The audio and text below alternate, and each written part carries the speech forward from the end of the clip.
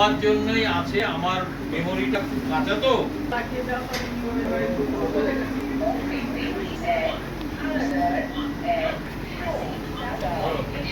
আচ্ছা, এটা জুম করে রাখলে কিন্তু ফুটে যাবে।